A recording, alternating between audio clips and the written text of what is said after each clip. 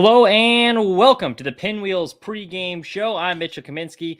Starting a little bit later than usual, some technical difficulties. Before we hopped on, got that figured out. So apologies for the delay if you were waiting, or if you just happened to stumble upon the show on Twitter or one of our live streams. We appreciate you hopping on. This is the Pinwheels pregame show tonight. Coming up at 8, the regular Pinwheels and Ivy podcast coming at you. It'll be Aldo and Kevin. Kevin just was in Chicago catching a lot of baseball. He's got some thoughts on the Cubs, who are still kind of, treading water in a very weak National League right now. So they're still in the hunt, but, not playing the best baseball. Meanwhile, the White Sox, while they've been terrible most of the year, with the trade deadline coming up, they're going to be one of the more talked about teams nationally just because they're one of the few sellers that they have, and they have a lot of pieces to sell. So let's get into it. So this week, the White Sox playing the Dodgers at home last night. That was reported their first sellout of the season. That's Shohei Ohtani effect. They had over 30,000, I believe, on Monday night's game as well. And the Dodgers are ones that they're going to be buying at the trade deadline. And they were reportedly one of the teams very interested in Garrett Crochet. So Garrett Crochet, he goes head-to-head against them, and he does quite well.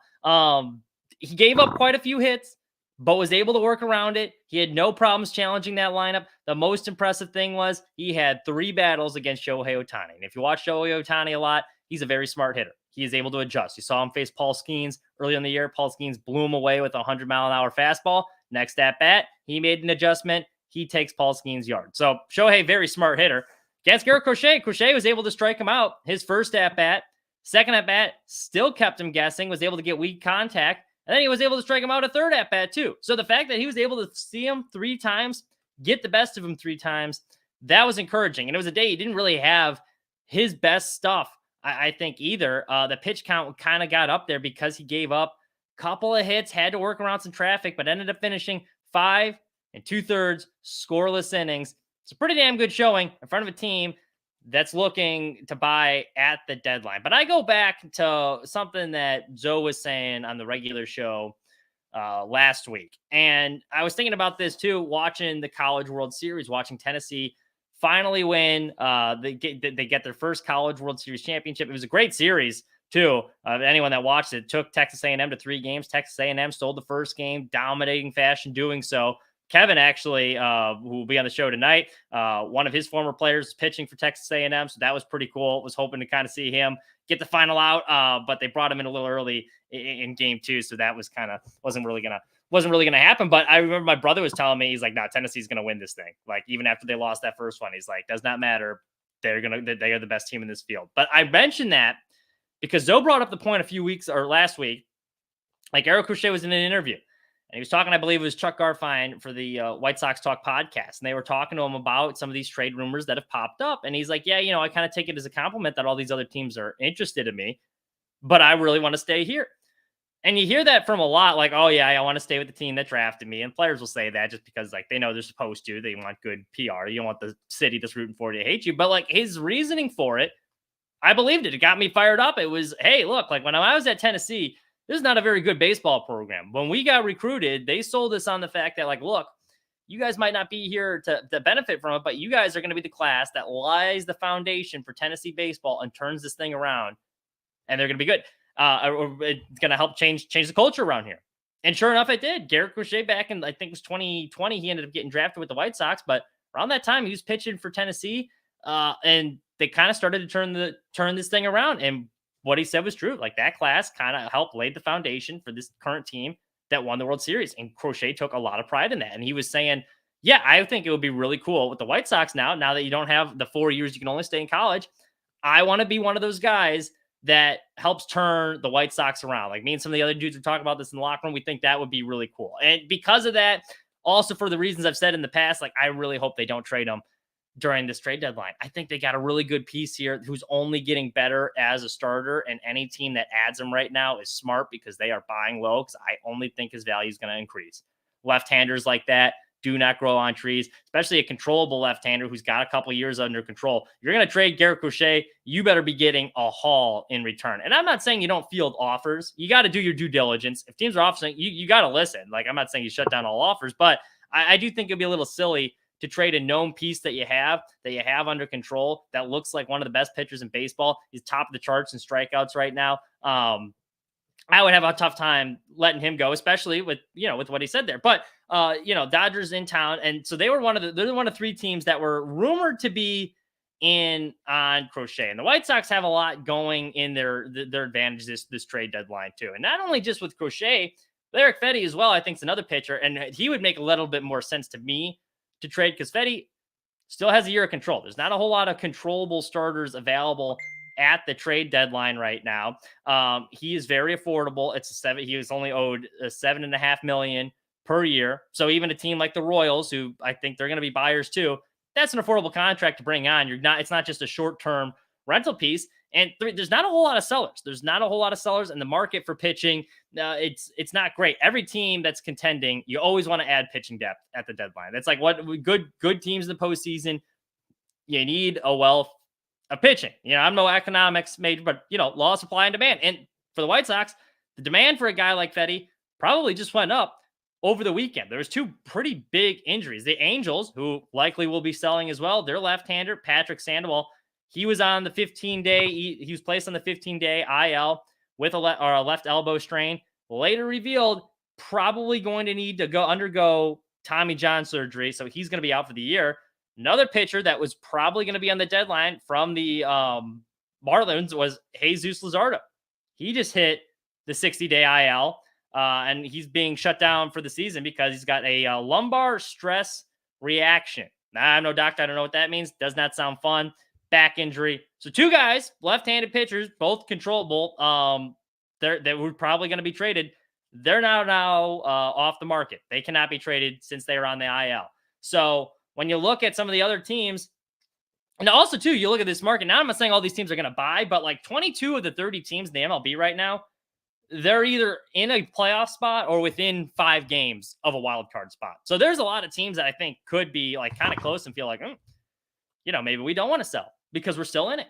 Maybe they're not necessarily buyers, but they're still kind of hanging around. So the teams that are selling, it's not a very big list. And that's why I think you're going to see the White Sox names pop up a bunch now. And now you got 2 other starters who are pretty good that likely we're going to get traded. They're off the market. So I think that opens the door for a guy like Fetty, where the White Sox can really capitalize on his value. He's starting tonight's game against the Dodgers, but heading into that start, the former KBO MVP, 3.05 ERA. He's got a 3.5 WAR, a 22.1% strikeout rate, which is the best of his major league career, only a 6.2% walk rate. So he's throwing the ball really well. He's a guy I could see due for some regression. You watch him pitch, and he is good. He has revitalized his game. We've talked about his new pitching repertoire, but there's no stuff that pops out off the page where it's like, man, I can see Crochet, you watch him and it's like, yeah, this guy's dominant. He's blowing people away. His stuff's filthy. Fetty, you don't really get that. He's just kind of he knows how to pitch. He's a good pitch, but he seems like a guy that would be due for some regression. So if I'm the White Sox, and you see this market where I'm cashing in right now, I'm selling high, especially because I don't think this team is going to be ready to turn things around by next season, and he's only under contract for 1 more year. So unless you plan on extending him, which we know the White Sox, they probably won't, cash in, sell high. I would sell with Fetty right now. I would hold on Crochet. That's just me. But you're going to see a lot more teams calling the White Sox because of this. Now, some of the teams that were interested, we'll go to some of the rumors. Like the Dodgers were one of the teams that were interested, but apparently the Athletic came out and they had a list of teams that the White Sox, I should say, they said that their scouts have been focusing heavily on. And those 3 teams were the Padres, Dodgers, and Mariners. Now, those might sound familiar because those are also teams that were kind of doing their due diligence on Dylan Cease. Those are all three of those teams popped up during the Dylan Cease rumors this offseason, which I also kind of found interesting because last week, Chris Getz, he met the media and he was talking about hey, I think I kind of got a leg up heading into these trade deadlines because I was gifted a piece like Cease when I first started this job that we were trying to trade. So I got very familiar with a lot of these other teams' farm systems as we were trying to trade them. And I built some relationships with some other GMs. So I don't think it's a coincidence that the 3 teams that were in on Cease, also the White Sox heavily scouting those departments because they already are familiar with all their farm systems. They kind of know what they like through those trades. So that'll be interesting to see who they can get. Now, I'd be curious to see if a return for Crochet would be better or worse than Dylan Cease. because Crochet's only halfway through his first season as a starter. Cease, while there was a lot of ups and downs, he did have a season where he had a 3.91 ERA in 2021, helped the White Sox make the playoffs. And then the next year he goes and has he's the Cy Young runner-up. So there's a bit of a more of a track record of success that you could rely on. And he was also controllable.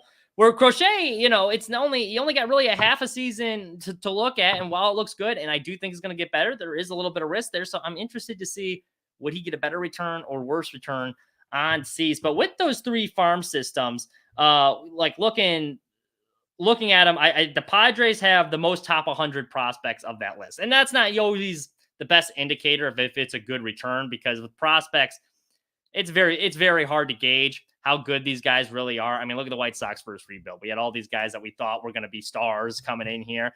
And if we're being honest, I mean, 3 of them maybe panned out. We got an all-star appearance out of Giolito. We got a Cy Young runner-up out of Cease, and we got an all-star appearance out of Luis Robert. But like, none of those guys really materialized into like the type of caliber of players that everyone was promised. So that just goes to show you take these rankings kind of with a grain of salt. But Padres, they have the most top 100 in their system. The Dodgers system, they only got 2 right now. It's a little bit weaker than it has been in years past. And some of that was just making trades to acquire some of these guys to build this monstrosity of a lineup they have right now. I mean, you look at the lineup when they're facing the White Sox, and you factor in some of the injuries that they currently have, and they're still this dangerous. They're missing Max Muncy right now, I believe. It's scary. And then the Mariners, this is the most interesting one of the bunch. That they have quite a few players, and a lot of them would be, I think, guys the White Sox would potentially be interested in. They have middle infielder Cole Young. He's the number 26 ranked prospect in baseball. They have a catcher, Harry Ford, who I can see the White Sox bringing in another catcher. While you do have Corey Lee, who looks really good, and you figure Caro and Lee are going to be the future kind of there. Wouldn't hurt to bring in another guy. Lee, as good as he's been, we were talking about his defense last week. The bat's kind of starting to regress just a little bit. It's gotten kind of the point, he still hits well, but before it was like, oh man, he's one of the best hitting catchers in baseball, where now it's kind of, the numbers have kind of slid back a little bit. So it wouldn't be a horrible idea to bring in another catcher. They also got an infielder, Colt Emerson, and outfielder Lazaro Montez. And I could see any one of those prospects working well in a combination deal for either Crochet, who we've been talking about, or Luis Robert. That's another guy that a lot of teams are interested in. You can see why teams would be interested in. I still don't see them trading Robert just because, but like Crochet, the smoke is, there's starting to be a lot more where there's smoke, there's fire, as the old expression goes. And there's starting to be a lot more leaning towards, with all the rumors that are coming out, I'm starting to lean towards the fact I think they're going to trade Crochet. As much as I don't want them to, I think it's starting to lean to the fact that I will not be surprised if they do, because there's a lot of teams asking, and there's a lot of prospects they want to dish out, and the White Sox are pretty far away from contending. Like, to realistically, and I think, because I said, and we've said this, Jerry Reinsdorf comes out in that press conference. We hired Chris Getz because we've got a quick turnaround. Well, it's going to be hard to get a quick turnaround with this, even with Crochet's timeline by 2027, which does seem like a reasonable way to get this thing turned around. A lot of it's going to come down to how quickly these prospects are bringing up are developing, which then you're making the same mistake you made with the last rebuild, where you're relying very heavily on all these unproven prospects to be something for this rebuild to work. So you're going to need to supplement it with some other guys, but those are some guys that they could bring in. The Padres also got some young talents in the top 100. They also have a catcher, Ethan Salas, left-hander, Robbie Snelling, and a right-hander, Dylan Lesko. They also have a shortstop, Lee Dallas DeVries, who, I'll be honest, I'm not very well versed on the Padres farm system. I couldn't tell you if any of those guys are good or not, but those are the top 100 prospects that they have, and those are some of the guys that the White Sox, they've been taking a look at. So that'll be interesting for sure to see how they kind of play that out. Now, there's also a report that the White Sox, they might have their next their new manager lined up. They've been talking to Skip Schumacher, who they're eyeing as the replacement, and anything over Pedro, I think, is kind of an upgrade. I think it's a little odd that they would let that leak when they just can't. I mean, at this point, like, if Pedro's not going to be the guy, what's the point of having him just sitting there as a lame duck? None of the players are going to respect a manager who they know is going to get fired at the end of the year. It's like if you have a substitute teacher in school.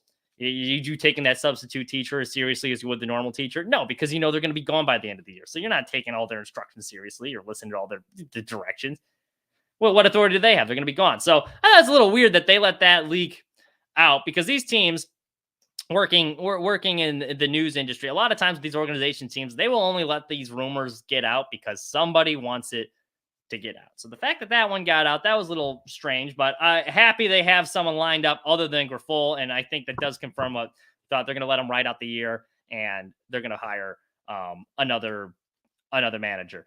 People that are listening to chat, I'm curious if you have anyone that you would like to see the White Sox trade for and or get, what you're hoping to get out of this trade deadline, because they do have a lot of pieces that they would like to trade. So I think if you're going down the roster here, just like looking at guys, I'll pull up the 40 man here. We're going down like who we think is probably going to get traded from this roster, who the White Sox would like to trade. I think there's a couple of guys on here they want to trade, but it's just going to be a matter of is another team going to want their crap. So going down the list, we're looking at we're looking at the active roster right now. So Tanner Banks, no one's going to want.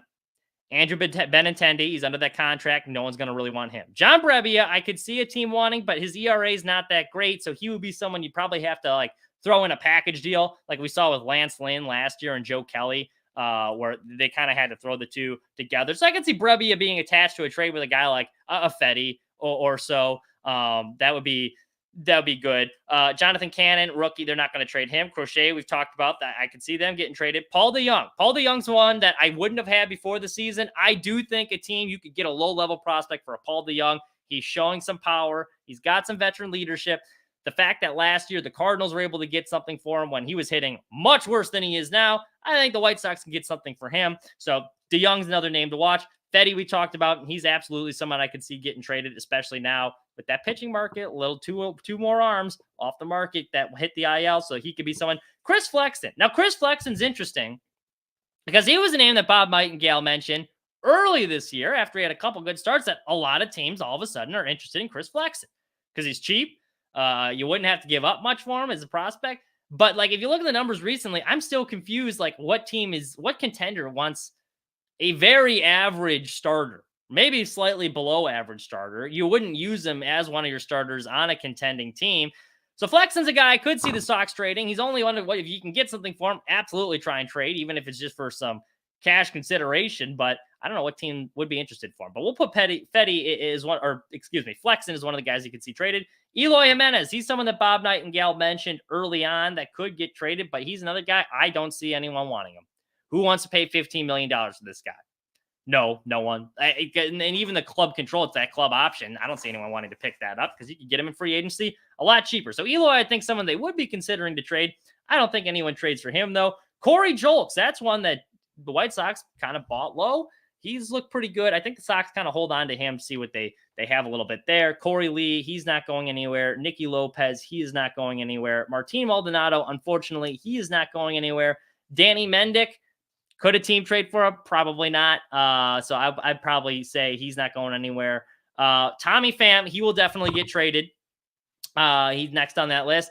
He's another one that I could see being thrown in kind of with the package deal. But the Tommy Pham's the type of bat you want, like for a contender to add off your bench, especially if you can get him as a DH. Now the defense isn't quite what it used to be. He's still a serviceable outfielder, but it's a guy that, look, battle tested. He's been to the postseason before. He's hitting really well. We got Andy in the chat. Thanks for hopping on here, Andy. By the way, if you guys don't follow Andy on Twitter, definitely give him a follow. He made his 108 tournament debut this year and crushed it.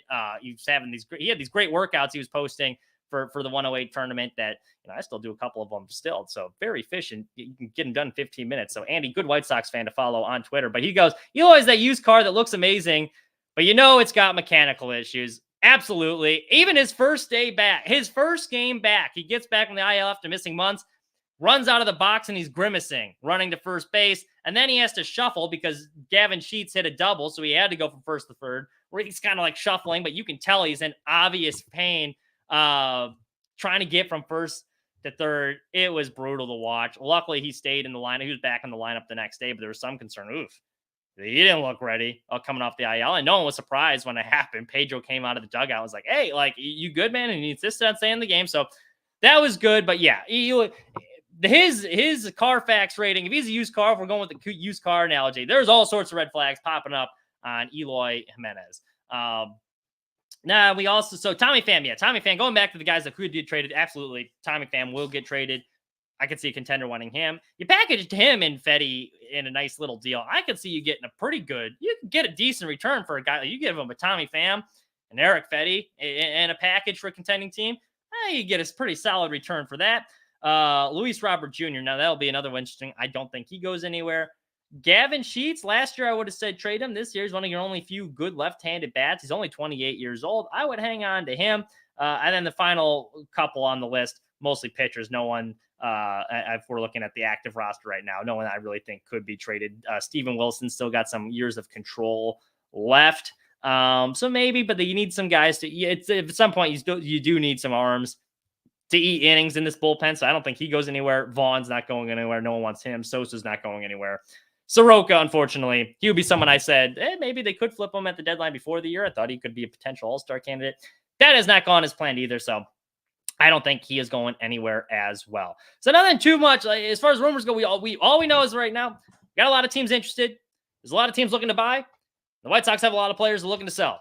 Crochet is going to be the most interesting one to monitor from this list. Do they trade him? What can they get back? If you're going to trade Garrett Crochet, there better be at least, well, I don't even know, because I would hope you're getting at least 2 top 100s back, or at least 3 top 10 prospects in an organization that you're getting back. That would be what I need to do to consider a trade for Garrett Crochet. You better be getting a haul if you're gonna be trading him. Like, it better be a damn good return. Will they get it? Who knows? Getz is kind of, I thought he did well. To be fair to Getz, with the Dylan Cease trade, which is really the biggest thing that we've had to evaluate him on, I think that's looked pretty good. Thorpe's look good right now. They still got 2 other guys in the minors working their way up. Uriarte is been good. Zavala's been really good. Now, I made the mistake last week. I said he had an over 900 OPS. That 900 OPS was in June. So just to correct that from last week, because I did have someone comment on that. That is true. Zavala got off to a slow start. Now he's in high A, and he's only 19 years old. So he's playing against a lot of players that are older than him at this point. But now the bat's starting to come together. This last month, he's really starting to figure out at the plate. So Chris Getz, we're giving him the benefit of the doubt here just because I think he did well in his first big test, which was what can you get for Dylan Cease? That's looked pretty good, especially when you consider Dylan Cease kind of regressed. He looks like the same old Dylan Cease. I don't know if we'll ever see that full potential reached for Dylan, which is a little unfortunate. But we'll see. We'll see. Andy here saying, I don't mind Getz. I wonder how much rope he's actually be given to make a decision. And that's also true. We don't know what this budget is that he's operating under. Which, if Jerry's saying, like, hey, I'm not giving you a bunch of money to spend in free agency, then, yeah, maybe he would be more inclined to trade a Crochet because, look, we can't extend him. Let's just push back the timeline. You trade a guy like him, you just extended your timeline that much longer to give yourself some more slack. It's like, hey, we got all these prospects. They're still coming up. So a lot of wait and see. That's all we have for you. Make sure you're tuning in tonight, 8 o'clock, Kevin and Aldo talking some Cubs baseball. While you're waiting for 8 o'clock to roll around, you scan that QR code top of your screen, Homage. You can get yourself a nice shirt. They got every Chicago sports team in there. They even got some non-Chicago sports teams. You name it, they probably got it. Get yourself a shirt, get yourself a jacket, and tune in to Pinwheels and Ivy tonight at 8 o'clock. Thank you so much for listening. We will be back next week at noon for the Pinwheels pregame show. Have a wonderful rest of your week.